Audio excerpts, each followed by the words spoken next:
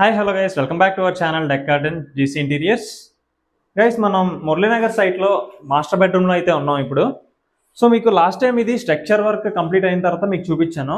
ఇప్పుడు ఇంకా మనం లామినేట్స్ అన్ని కూడా పేస్టింగ్ అనేది అయిపోయి, సో ఇక్కడ మనం చూసుకున్నట్టయితే 2 కలర్ వేరియంట్స్లోని ఈ వార్డ్రోబ్ అనేది డిజైన్ చేయడం జరిగింది. పీవీసీ లామినేట్స్ యూస్ చేసాం. ఇక్కడ back side red berry ply వాడాం అండ్ ఇంకా ఫ్రేమింగ్ అంతరికి కూడా మనం మెరైన్ బోర్డ్ వాడాం. మీరు అన్ని లాస్ట్ టైం వీడియోలో మీరు అన్ని చూసారు.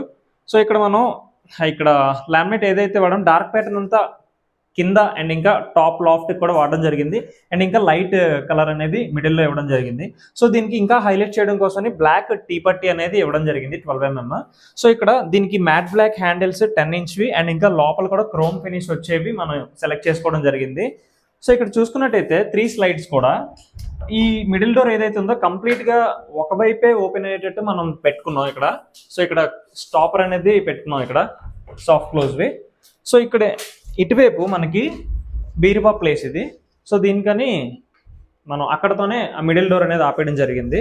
సో ఇదంతా కూడా కంప్లీట్ గా సాఫ్ట్ క్లోజ్ ఛానల్స్ ఇవన్నీ యూస్ చేయడం జరిగింది.